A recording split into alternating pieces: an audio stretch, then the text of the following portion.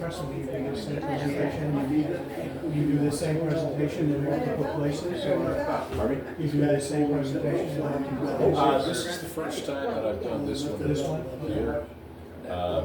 And I'll explain that a little bit Okay. because Yeah, I don't want to jump I back. pared it down Yeah. somewhat.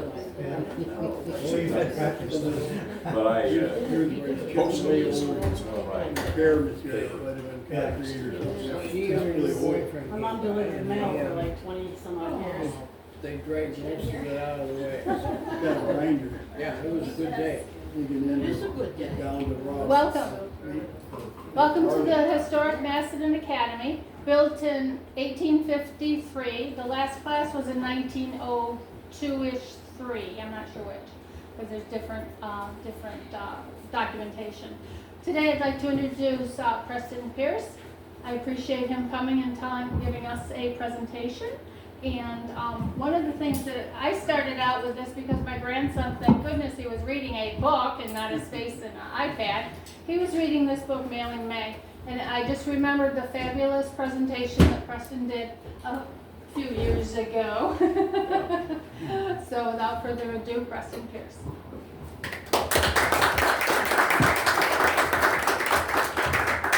Thank you. It's good to be here. I have to apologize a bit for my informal appearance today. That's largely because this is the third stop after 2 graduation parties. Oh, nice. And my grandson's graduation from Penfield High School was just a couple of days ago, and it's now party season for Yep. people that are family and friends and the rest of that. Incidentally, it has nothing to do with postal history, but it's something to think about with regards to schools and graduations, particularly since this is an very old school. But I remember reading some newspaper articles in Canandaigua, my hometown, concerning dress codes at graduation back early 1900s. And that's the time when the custom of wearing caps and gowns at graduation began to take hold. And silly me, I always thought that was something that was a nod to classical learning. It added some dignity to what was going on. That was before the dignity all disappeared with the stuff the kids write on the cap that they wear. But that wasn't it at all, according to the newspaper articles from about 1908, 1909, about that time period. The purpose of the caps and gowns, at least in Canandaigua, was to eliminate the competition for expensive clothes for graduation. Apparently the high school seniors really put the thumb on their families to buy expensive clothing to wear at graduation. And the thought was if we reduce this to something that everybody did, caps and gowns, that yes, you could have a nod to classic education, but that would also eliminate the many dollars spent on special clothes for graduation. And that particularly amuses me, not only because of what students now do with the caps, but beside the fact that the caps and gowns now seem to hide not expensive clothing, but the lack of as much clothing as possible. The minute they got done with the ceremony in Penfield and they went outside to get pictures taken, they unzipped the front of the gowns, and most of them were wearing tank tops and short shorts and all the rest of the stuff that teenagers wear today. So it seems to have taken a circuitous route. Anyway, I'm here really to talk about a subject that's a favorite of mine. It's a huge topic, and I have to apologize a little bit. When I first was asked to come here, it was going to be to reprise a program that I did in my role as the regional archivist for the Rochester Regional Library Council some 10, 12 years ago on collecting and archiving stamps and postal history. And that was quite a long program, and it went into some really kind of arcane topics about avoiding mounting pages that had acid in them and avoiding PVC containers and all that other sort of thing. Well, then I saw online a bulletin from the Macedon Historical Society saying that I was going to be here to talk about the history of the Parcel Post System. So I thought, okay, nobody wants to hear about PVC containers, and the rest of this we'll kind of zero it in. So what I've done is to completely revamp the program, add some new things. If you want me to come back at some future time and talk about some of the other aspects of postal history and how to collect it and how to preserve it, I'll be very happy to do that. But we're going to talk today about the improvement of American life, and specifically a handful of things that the Postal Service did between the middle 1890s and the middle 1910s.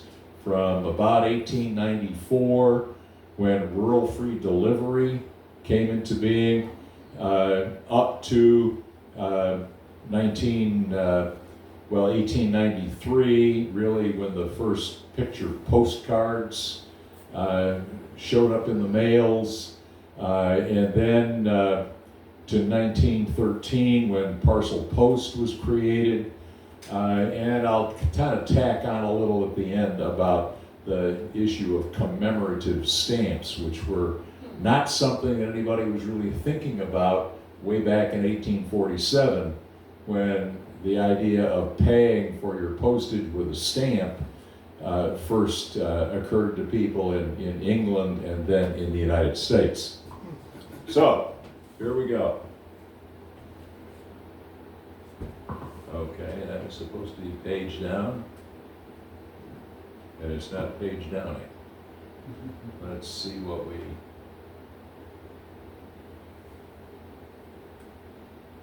There we go.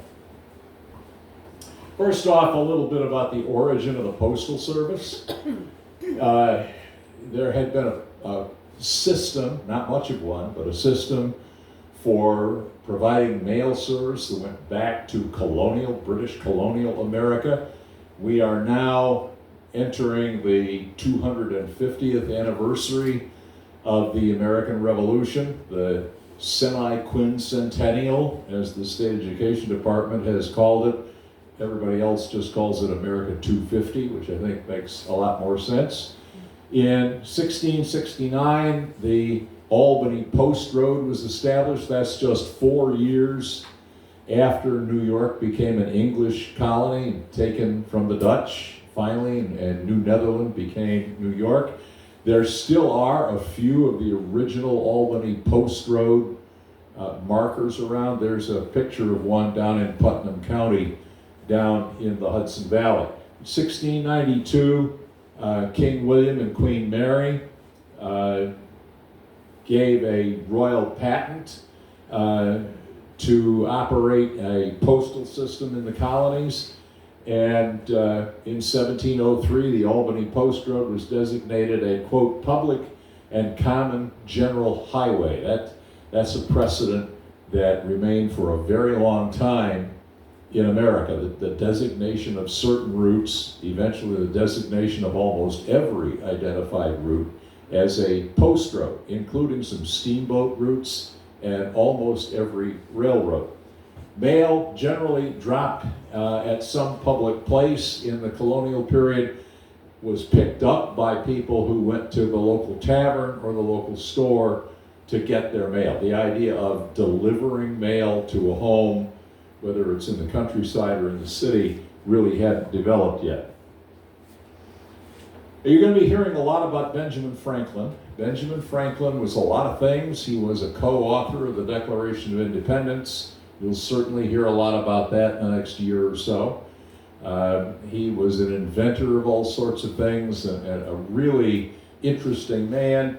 But for our purposes today, it's important to remember Franklin as America's first Postmaster General. And he served as Postmaster General under the British colonial government, and then after 1775 as the first Postmaster General for the brand new United States, appointed as such by the Second Continental Congress.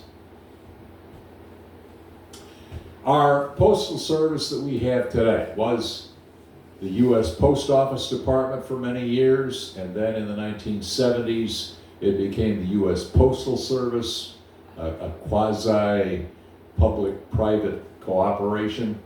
Takes its authority basically from one sentence in the U.S. Constitution. The writers of the Constitution, you probably can't read it, that arrow points to it there. It's in Article 1, Section 8, and where it lists the powers of Congress, and one of those powers is to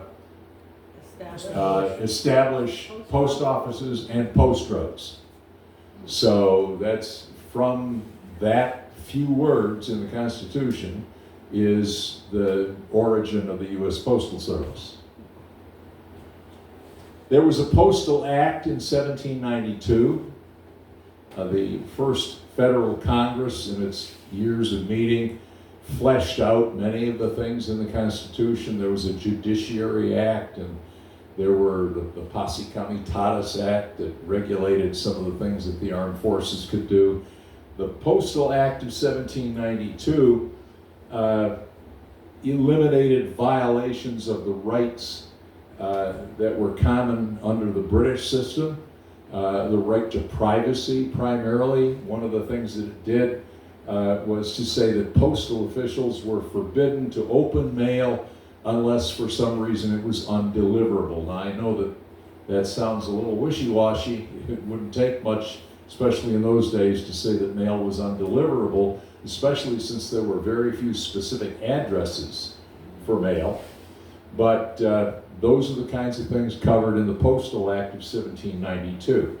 It also provided for the delivery of newspapers that were to be delivered from town to town at very low rates to promote the spread of information. One of the ideals of a representative democracy was then, is now, public information and the spread of public information. That's what is behind the public law libraries, what is behind the publishing of laws that are made by the Congress and the state legislature, the publishing of procedures and the proceedings of those bodies and other such things.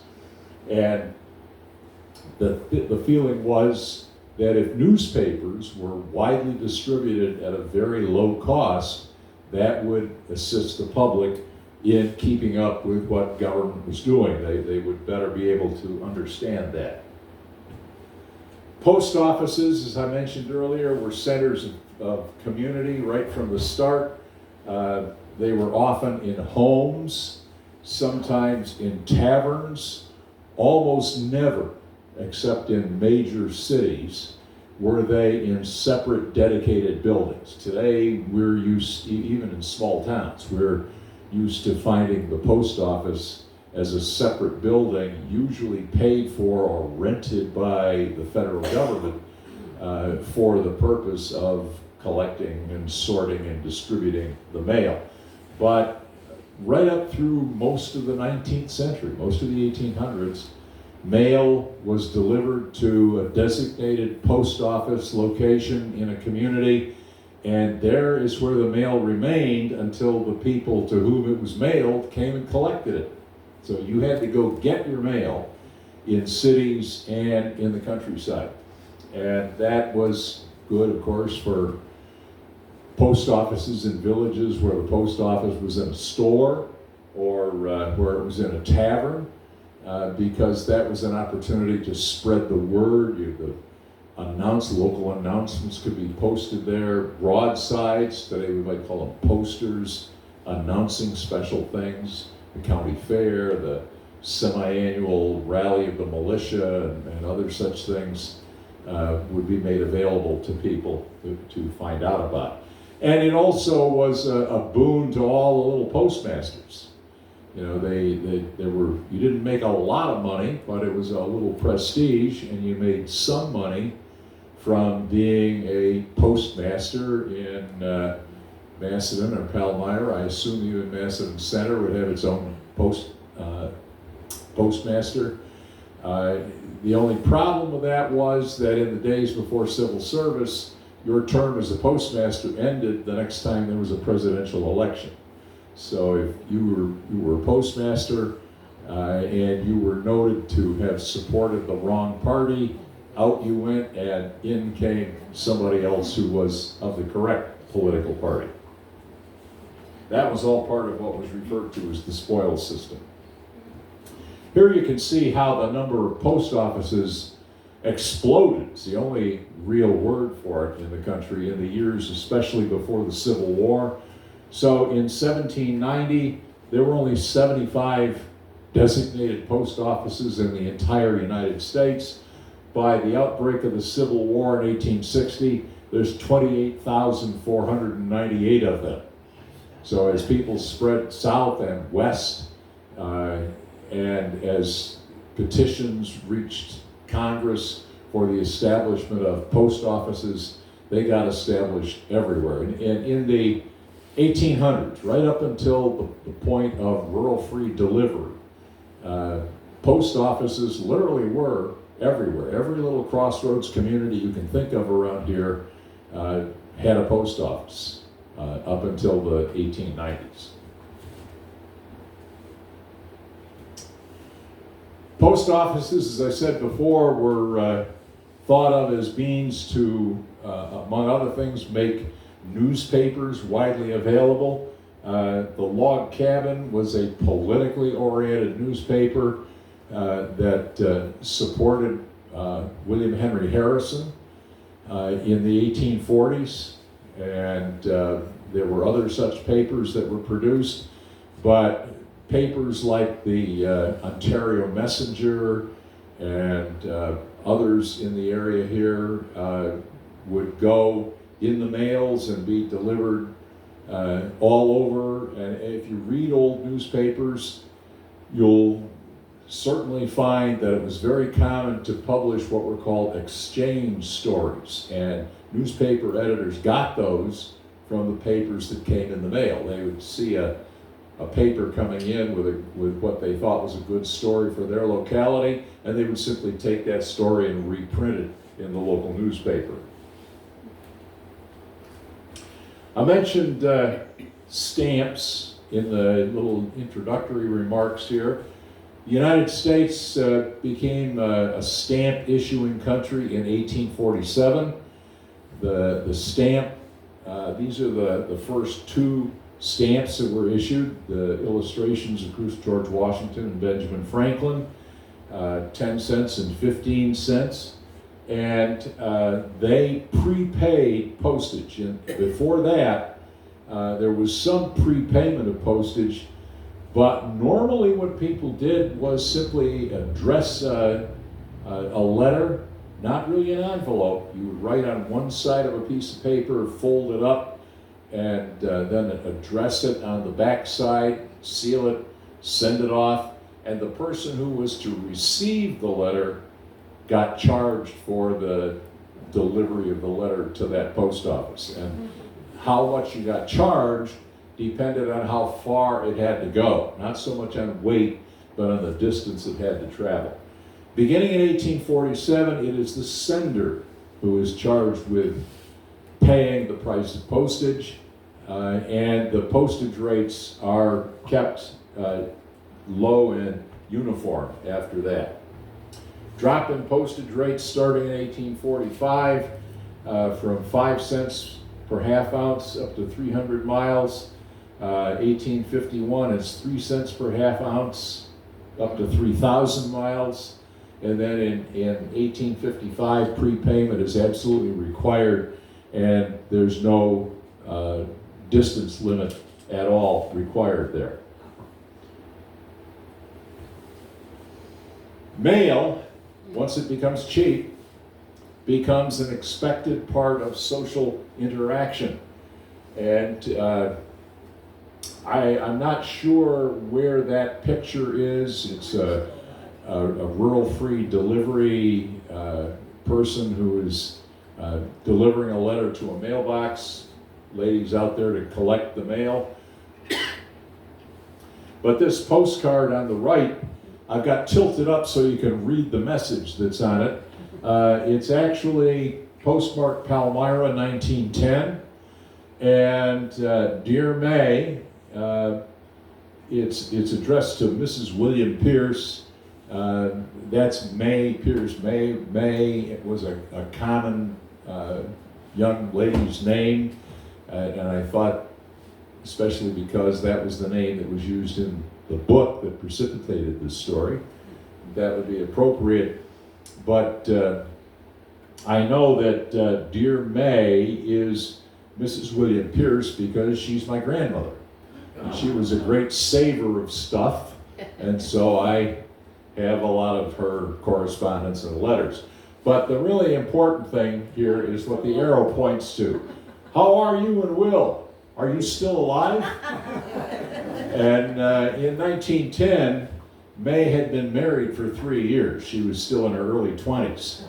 So, this is how people treated the mail. It was an opportunity to interact with family and friends, and people were very anxious. If you don't send me a letter right away, I'm pretty soon going to send you a letter and find out why. Get that interaction going.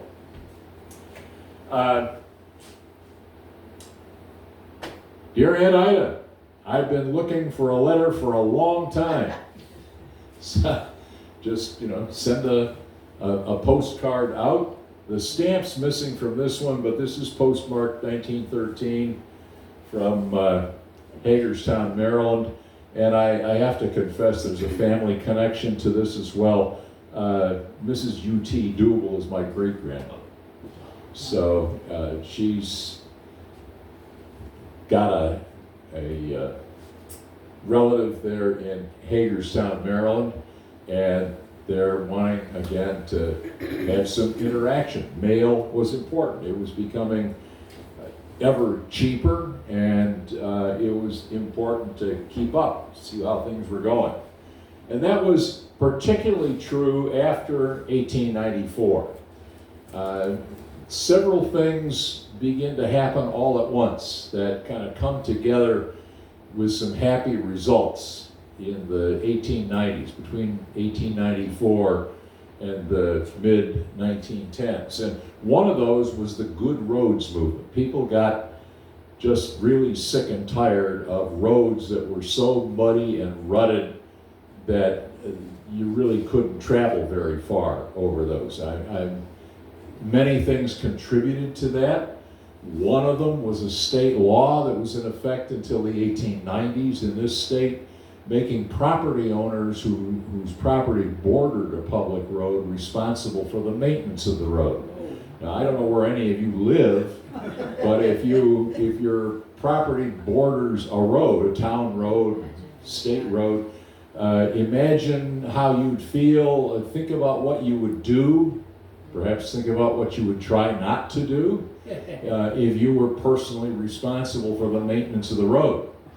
And there was one or more town officials who were elected in every town every couple of years, whose job it was to get people to live up to their legal responsibilities to maintain the road.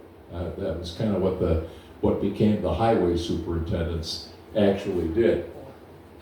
It was the National Grange that gets organized in 1867 and spread widely throughout the area. That was probably the single greatest proponent of good roads and of using those good roads for rural free delivery, or what people just began to call RFD, or in some cases just RD. And let's see if we can get this little video going here.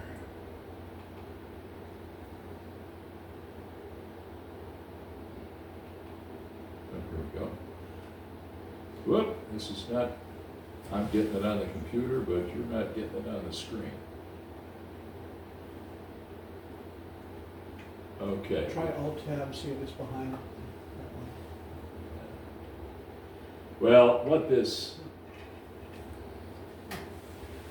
is just a very short video that was a film that was preserved by the Library of Congress that shows a rural free delivery wagon coming through a community, and shows how the delivery agent put the letters in the rural mailbox.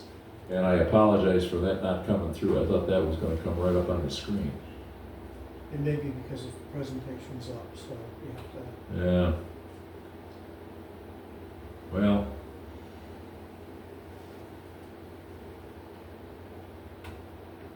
Let's go back here.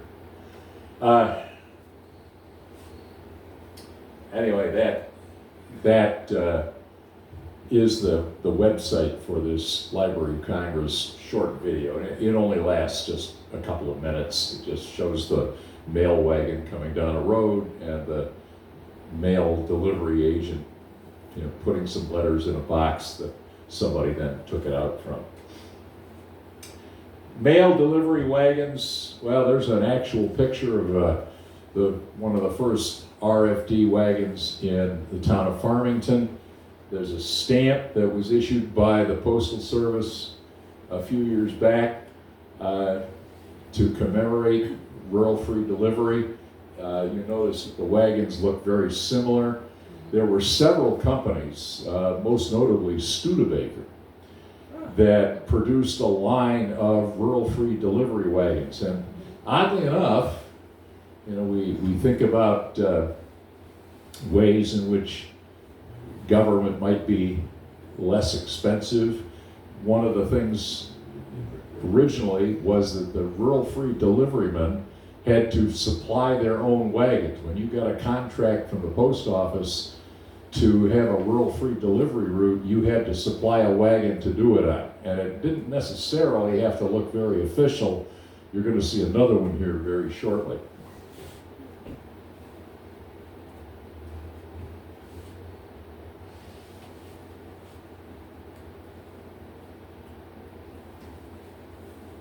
Now let's see.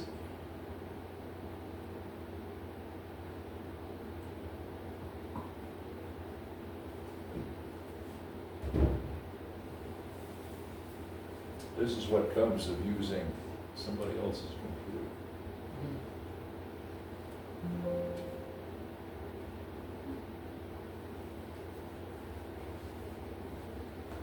Now this was working really good.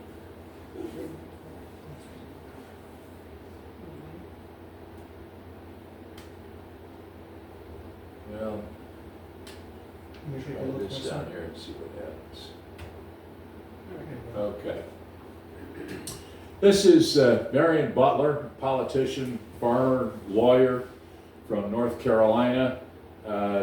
Served one term in the U.S. Senate, and his big claim to fame is he's the man who introduced the bill into Congress for the establishment of rural free delivery, advocating for lower postage rates, advocating for parcel post, which eventually becomes the handmaiden of rural free delivery, and eventually advocating for the postal telegraph and postal savings plans. Post Office Department did operate a kind of a bank for a short period of time, but in this country it never operated the telegraph system as it did in Great Britain and elsewhere. So this is the guy who is largely responsible for establishing rural free delivery. And here are some of the archival aspects of rural free delivery. This is not the one I was thinking of, there's the first rural mail carrier in Stanley, New York. Stanley is south of Route 20, town of Seneca, eastern part of Ontario County. The first RFD route there was served by a fellow on a bicycle. So RFD could be any kind of vehicle that would get you around to deliver the mail. Up in the upper left is a postmark for Palmyra. That's a special RFD cancellation mail that was picked up, you could, especially if you lived out in the countryside, you didn't have to put your letter in a mailbox or take it to the post office to mail it. You could simply put it in your mailbox, put the flag up. Well, mailboxes, most of them today still come with a flag. And that was a signal to the carrier that there was outgoing mail there ready to be picked up. And initially, the rural free delivery mail agents picked up that stamped mail, and they had a canceling device right aboard the vehicle where they would cancel that mail with the name of the nearest town out of which they operated. So that RFD Palmyra, August 12th, 1904, that's an RFD mailman operating out of the Palmyra post office, and he canceled that aboard his probably wagon in 1904 as he's circulating around, and he would then turn that mail over to the postmaster at the Palmyra post office when he got back there, and it would be in the mail stream. There's what I was thinking of. This is on Route 364, the East Lake Road in Canandaigua. If any of you go down to Deep Run, otherwise known as Ontario County Park, on the East Lake Road, right down near the old Fendera restaurant, that's where this picture was taken. And this is the local RFD driver. He's got his own wagon. It must have been, I don't think it was raining, it must have been hot. He's got an umbrella that he's toting along with him. And he's got mail and probably parcels in the back there. And I particularly like this one because you can see the address of the cottage that he's going by, or you can see the name of the cottage he's going by right there above his wagon. It's Milliken, M-I-L-L-I-K-E-N. And Charles Milliken was the second generation publisher of the Ontario County Times, and he was a man who was very interested in local history, and he's considered the founder of the Ontario County Historical Society. So this is, it's a historical snapshot today, and the RFD agent is actually just passing the mailbox for Charles Milliken down on the East Lake Road. Mail delivery routes brought several requirements. One of those, starting in 1863, is that house numbers were required in cities and towns where there was going to be free mail delivery, and free mail delivery in cities, not in every city, but depending on the size of them, begins in 1863 and expands after that. As home delivery of mail expands, the requirement to have a specific designation for your home expands with it. So house numbering really begins as a requirement of the mail service in 1863. By 1923, all new homes are required to have a mail slot or a box meeting post office specifications. And this is a pretty typical post office box, a post box that you might find in Home Depot or Lowe's or any number of other places to put out front of your house. You may not, however, have ever read what's stamped in the front of it. This arrow is pointing to it, but it's wording to the effect that that box is approved by the Postmaster General. So it's an approved design and an approved size. This is just an example of what they were dealing with before the requirement to specifically identify addresses and buildings in cities beginning in 1863, and then out in the countryside a half a century after that. Here's a letter that it's postmarked Hemlock Lake, That's the old name of what is now the village of Hemlock, New York, down in Livingston County. And it is sent to a person in Cincinnatus, Cortland County, New York. I can't remember the last time anybody sent me any mail that identified the county that it was going to, but that was how people used to put something a little bit more specific on the direction of the mail when it wasn't possible to give us a specific address for the home or the farm that it went to. So imagine if you're in the Postal Service, you're charged with delivering the mail, and you get this piece of mail, you know, to L.J. Saraby and Son, Cincinnatus, Cortland County, New York. Well, at least you could find Cortland County, and then when it got to Cortland County, it would, you know, probably somebody there would know where Cincinnatus was, and you could get it moving from there.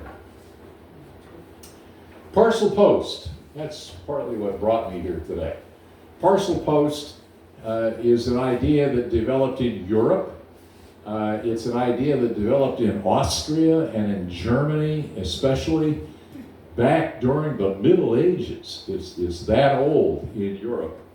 But it grew to maturity in Europe with the railroads, as the railroads began to grow in size and scope, especially in Germany, and as Germany unites in Central Europe, and Austria, meaning the Austro-Hungarian Empire, which is the rest of Central Europe.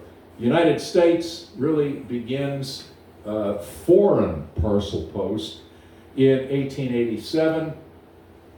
That is under a provision of the Universal Postal Union, which is the international treaty arrangement that the United States still has with hundreds of other countries around the world for the handling of mail between nation states, not just within countries, but between countries. Parcel post really doesn't begin in the United States for domestic service until 1913, and the reason for that 50-year delay is the fact that there already was parcel post, but it was in private hands. It was railroads and private companies like Wells Fargo that were delivering mail around the United States, and they just didn't want to lose the revenue, and they didn't want to lose the business. So starting in 1913, as part of the reforms, government reforms of the progressive era, parcel post becomes something that is done here in the United States. Again, it is something that rural people want. The Grange, the farmers' unions, and other people living in rural areas really lobbied hard for. And it paid off. Some statistics I found there. In the first 5 days of service, 1,594 post offices reported handling over 4 million parcel post items. 300 million pieces of parcel post in the first 6 months that the law was in effect. The national economy got a huge boost. It may have taken away from the Railway Express Agency or Wells Fargo or Overland or some of the private carriers. But for example, the mail order companies that had really begun to do a lot of business with rural free delivery now could have a lot of what they're selling delivered right to the post office, more than catalogs delivered to your home. The actual wristwatch or belt or shirt or whatever it was that you were going to order from Montgomery Ward or Sears or any of the other catalog stores could come right to your house. And the Sears catalog reported that their purchases increased by 500% the first year that parcel post goes into effect. It created a demand for special packaging as well, and mailing things that could not be delivered under the old system, and doing it with even vehicles. The Postal Service or the U.S. Post Office Department begins to get specialized vehicles, trucks, to deliver packages for that. And this is, on the back here's a picture that I found. One of the things that starts to be delivered a lot with Parcel Post is chicks. If you're a farmer and you want to expand your flock or you want to start one, you could order live chicks and have them delivered Parcel Post right to your farm. Castings, food, machinery. The post office basically said that something had to weigh no more than 50 pounds and meet certain measurements. And then they expanded that, and they found later on that they had to redefine the measurements and the weights of what went by Parcel Post. Another thing that goes by Parcel Post a lot is eggs. You can imagine, fresh eggs. They were actually fairly fresh. You could get eggs and later on other produce delivered by Parcel Post. And there's a specialized carton that's developed for the shipment of eggs through the mail system. Just a few newspaper articles there promoting the idea of things being delivered farm to table, as we call them today. Small animals that did not require food or water while in transit, accepted for Parcel Post. So all sorts of things would come Parcel Post. Real huge boon to farmers. Yeah. There's part of the fleet of trucks that the Postal Service begins to build in 1918 to handle Parcel Post. And along with that, at least at first, comes even specialized postage. And the postage is interesting because the illustrations in the postage are all illustrations of things that either are shipped by Parcel Post or part of the transportation of Parcel Post. And that brings us to actually shipping people by Parcel Post. There's this book, and I really recommend. I see a copy here. I got a copy and really recommend it.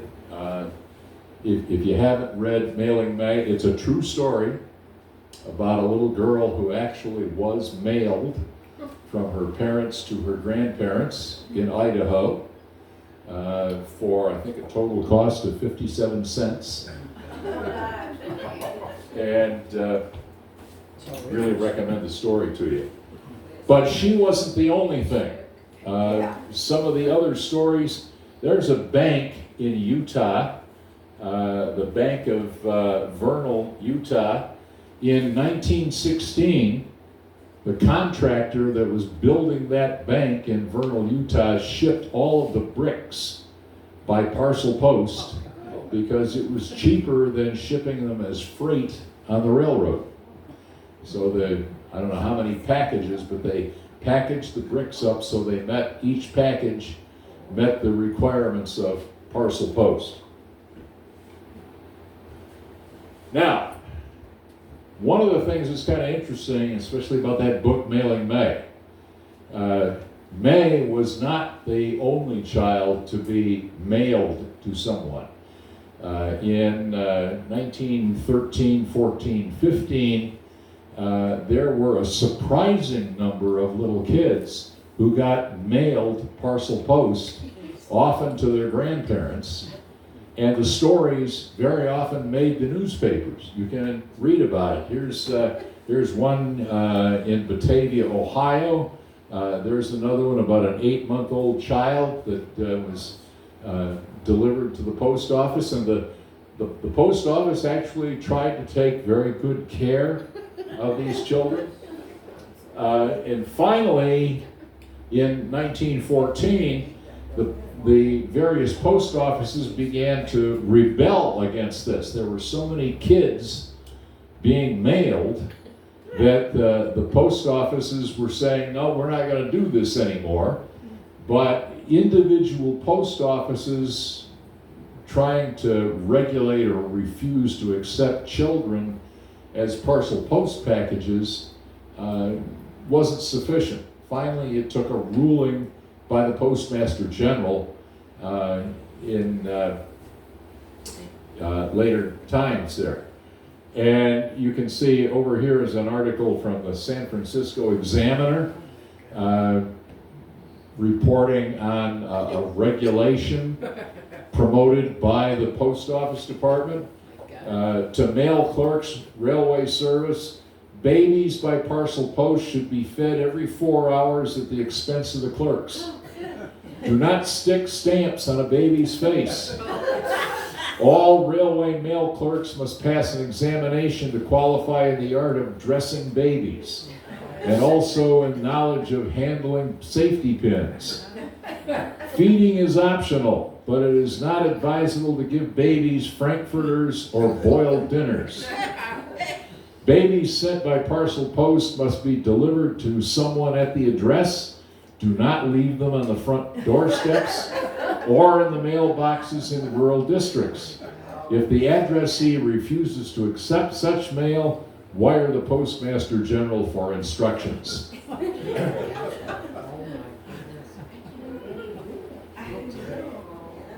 So, all sorts of stuff, including, I know, many is a word that can be misleading, but I don't want you to go away from this thinking that May was the only kid that got mailed through parcel post. There were dozens of them, and they were all duly reported in the newspapers.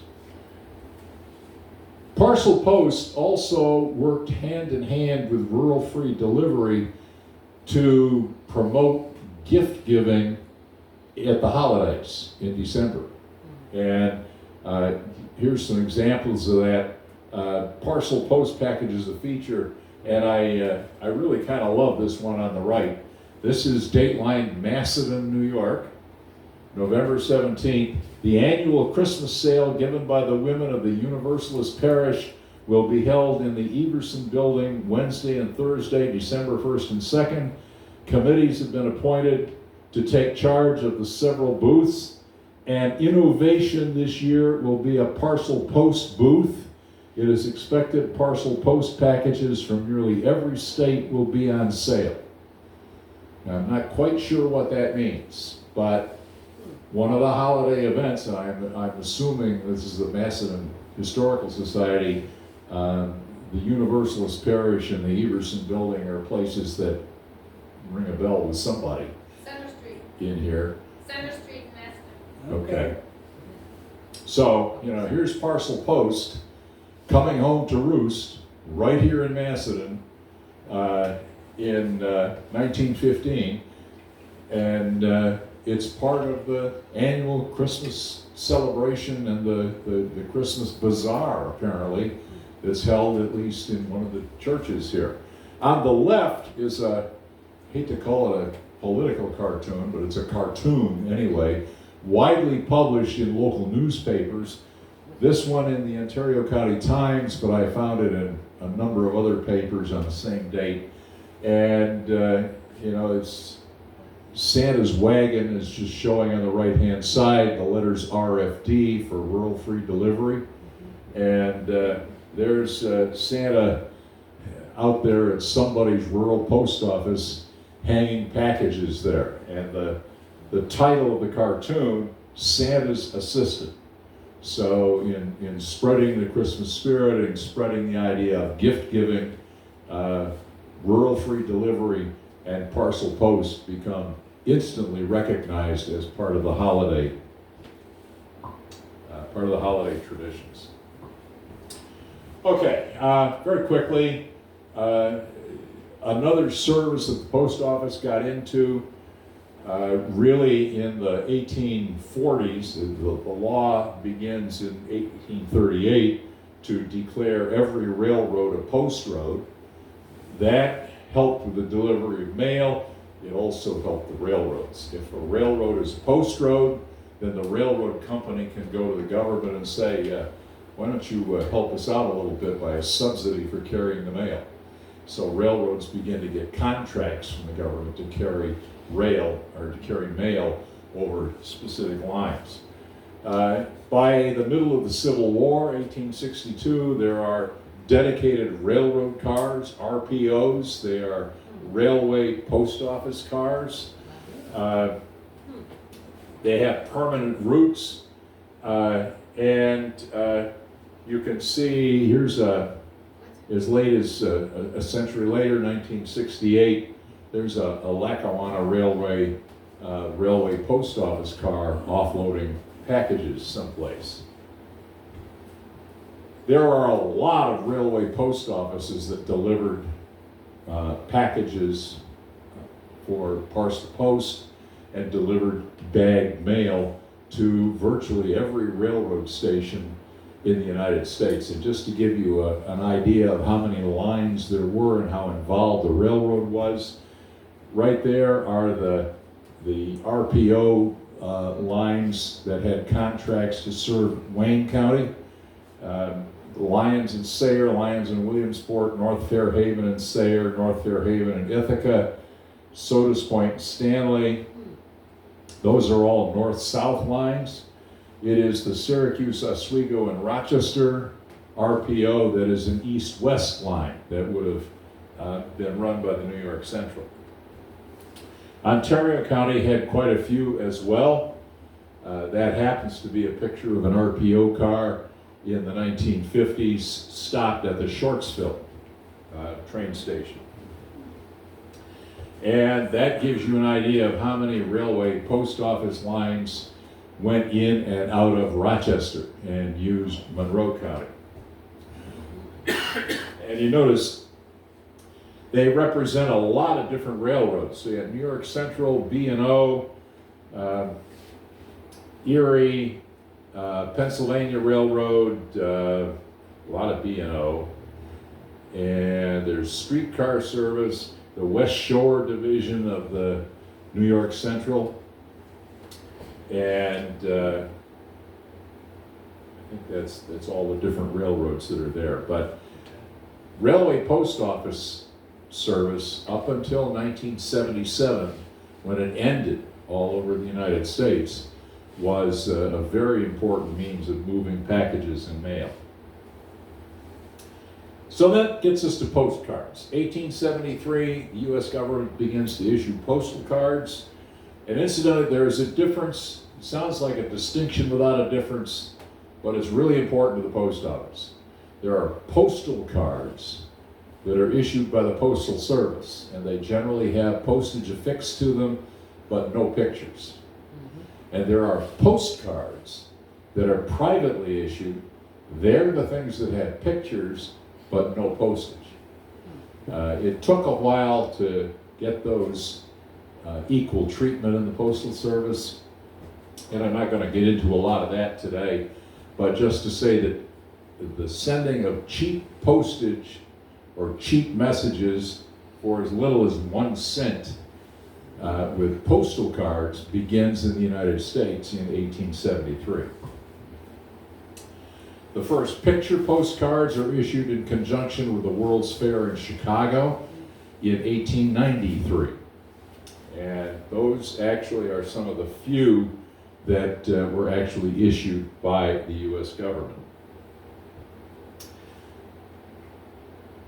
Not to be deprived of an opportunity, the Eastman Kodak Company, which is founded in, can't remember, 1885, 1888 in Rochester, actually developed a format, a film format, where the film, and thus the negative for printing it, fit the exact dimensions of a postcard or a postal card.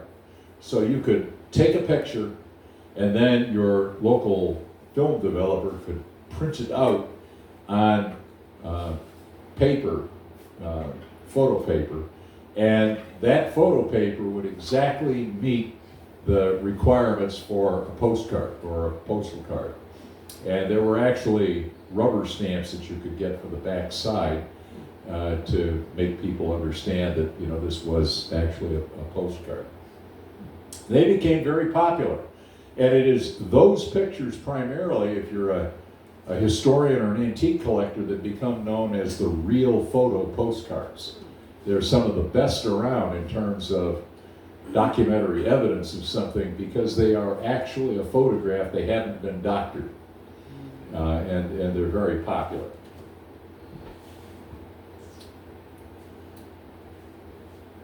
Of course, the acceptance of postcards means that people are going to love receiving them. Back to that idea of social interaction. And loving to receive them means you're going to collect them and you want to show them to others. Again, organizations like Sears, Montgomery Ward are going to seize that opportunity, which is something that becomes very popular, and that is the postcard projector. And this is one of them. You can't tell from that picture, but this has been electrified. This was produced at a time when most people did not have a plug in their house. The wires came in. You might have maybe 4, maybe 6 electric lights in your ceiling.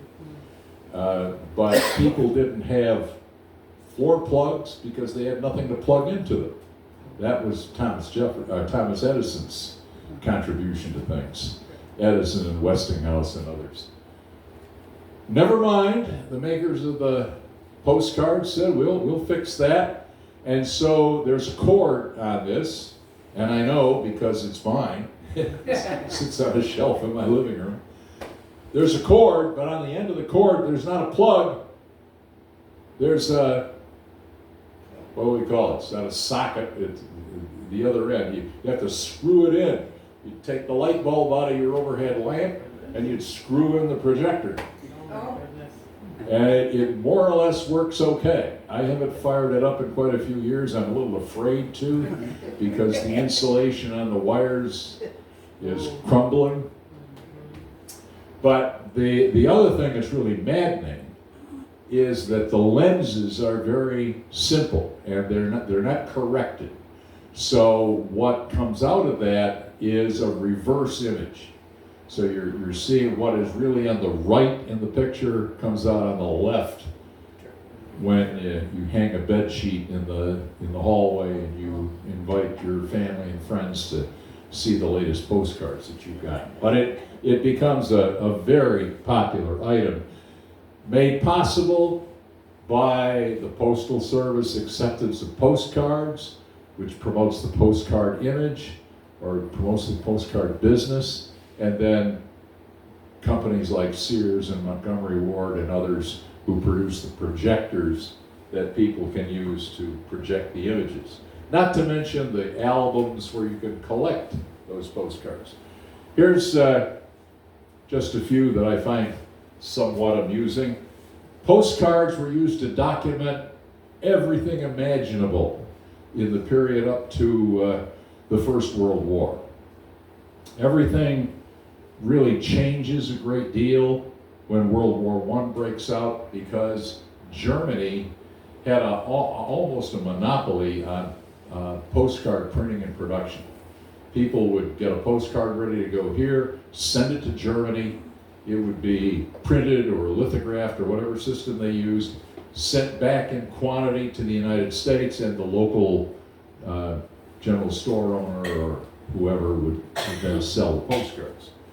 But imagine that. On the upper left, that's the first airplane to fly in Ontario County. It was flown in 1909, I think, at the Naples Fair. In the bottom, that postcard's actually on leather. You didn't even have to have postcards on paper. That today, I don't think anybody would want to sell because it actually makes light of a kind of a domestic abuse. There's a man with a meat cleaver and a woman with a rolling pin or whatever she's got, and they're going after it. And you know the joke of it is how to have a happy marriage. You know, the husband and the wife are flailing away at each other. Bottom right, a brand new concrete bridge in the village of Manchester. You know, at the height of the good roads movement, if you were getting something like a new concrete bridge in your town, that was a real plus, and you wanted everybody to know about it. So it would end up on a postcard. And then up at the top, the electric chair from Auburn Prison. In 1901, President McKinley was assassinated at the World's Fair in Buffalo, and his assassin was executed shortly thereafter in the electric chair at Auburn. And that was an item of a lot of interest to people around here, especially. Won't say a whole lot about commemorative stamps as a means of promoting national pride, a means of celebrating various kinds of ethnic pride or regional pride. Commemorative stamps, after they're first issued in 1893, become very popular. The first commemorative stamps in the United States is this set right here. It is issued to promote, to honor the 400th anniversary of Columbus arriving in American waters. And that's all in conjunction with the World's Fair in Chicago. So that's a huge event, and these are the first commemorative stamps that are issued by the U.S. government. Promotes an interest in American history at a critical time, especially. It is right about this time that Ellis Island opens, that there's a huge flood of immigration to the United States. This is a time for the founding of the Daughters of the American Revolution and other such groups. So people are very concerned about preserving American heritage, promoting the generally accepted version of American heritage and American history, and the issuance of stamps to back that up are an important function of the post office.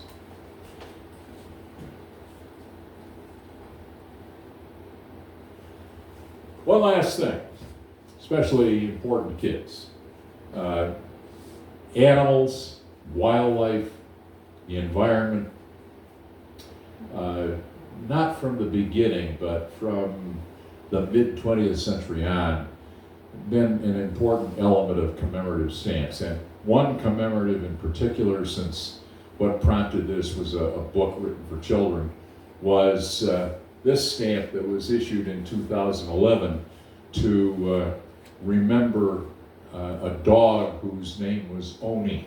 And that's all we know about him. He was a stray that showed up at the Albany, New York post office. He kind of hung around there. The postal workers kind of liked him. He began to ride the RPO cars out of Albany, and eventually rode all over the country, collected, where he would go. The postal workers would put a tag on his collar to show that he'd been to Atlanta or New Orleans or wherever it was that he went to. And then he would eventually come back to Albany. And down in the lower right there is Oni. Oni eventually died, and Oni is preserved at the Smithsonian National Postal Museum in Washington. He's in a case there. He's got all of his Postal Service tags still clinging to him. And over on the right-hand side are just 3 of the books that have been written for children about the story of Oni. The one down there at the bottom, published in the 1930s, is the earliest one that I could find. But they're still around if you're interested in Oni. I don't know that any of them are currently in print, but if you go to Amazon or eBay or one of those online sellers, you'll have no trouble at all getting a book about Oni the postal dog for not a lot of money. It's cute. So that sort of concludes what we're doing today. You're very close to Ontario County here. That's the Farmington Post Office, probably sometime around 1900. That's the area that today we refer to as Pumpkin Hook, so if you're familiar with it. And the last I was by there, that building is still standing. It's not identified as anything in particular, but it's still there. And it's just a good way of winding this up and reminding everybody that Postal Service has been around for a long time, and a lot of it's identified with small towns. So thank you.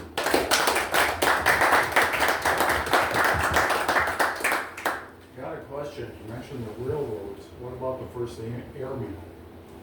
First airmail? Well, postal history programs can start getting long really quick. If you want to have me back to talk about that, yeah, first, actually, it depends on what you want to call it. First official airmail, I think, is 1918, and the first official airmail route is between Washington, D.C. and a place up in New Jersey. But there were letters that were carried by airplanes that went back to 1911. I've got I can't remember now if it's an envelope or a postcard, but it was flown in Rochester.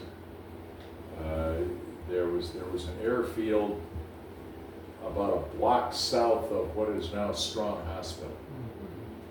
And that in 1911, 1912 was where one of the first experiments in flying mail by air took place. One of the most interesting aspects of airmail history took place in the 1930s for what was referred to as National Airmail Week. And during that week, the Postal Service authorized every post office in the country that wanted to have a one-day airmail route and to have a special cancellation or a cachet on the cover. And that has promoted a huge collectible. I don't think that there's anything for Macedon Center, because I don't think by that time they had a post office. I know there's a Palmyra because I have one of those. There might be a Macedon. I'd have to look that up. There's a list of them, but there are hundreds, if not thousands, of them across the United States. Incidentally, the way those odd things happen, the word airmail has actually been copyrighted, and the U.S. Postal Service owns the copyright. So if you are writing a history book and you're talking about airmail, that's okay. But if you start a service that you want to call airmail and make it a business, that's not okay. And the postal people will be down on it in flash. And the interesting part about that is, while they own the word airmail, they have discontinued all airmail. There is no airmail in the United States. There are letters that go by air, but they're all part of the Express Mail and Express Mail International and all of the rest of that. Nothing actually today is labeled airmail. But I'd be happy to come back and talk just about airmail. If anybody wants to. Yes? I was just going to say, on the news today, I heard where the fella that started FedEx died today. They said he was 80, and he'd been poo-pooed about starting a service like that. Right. There's FedEx uses a lot of air transport. So it's all evolving. The modern history of the Postal Service is evolving greatly. It's the early history that I'm really very interested in. So yeah. So that postal museum is actually, you could spend a day in there. It's Oh, yeah, you've been really there? amazing, yeah. Yeah. Yeah, I would highly recommend it if you haven't been there. It's right off the National Mall. Yeah. It's up at the far end from the Washington Monument. Yeah, it's on the northeast side Yeah. of all that. Right next to the old railroad station. Yeah. It's very fascinating. I don't remember seeing the dog. That's down in the Down in basement floor. Yeah. I mean, you can walk all over, and it's very fascinating. The picture of the dog I took, I know that lady that's in the picture. She Oh. probably wouldn't appreciate being on the screen. So one other thing, the first postal road from New York to Albany, was that originally, or is that now Broadway, Route 9? Is that where you? I believe it that is. marker? Okay. Yeah, I believe it Because is. that, Broadway is that longest road. It actually goes all the way up, before it was Route 9, all the way up to Albany, it was called Broadway. In fact, back as part of the Good Roads movement in the 1920s, when they began to develop roads to cross the state east-west, Yeah. what is now US 20 Oh, right. was Longest- supposed to be named Broadway. There was a Right. big push to Yeah, give that the name. longest east-west road in the States, yeah. I'd like to drive that. Yeah. Well, thank you very much. Thank you. It was really interesting.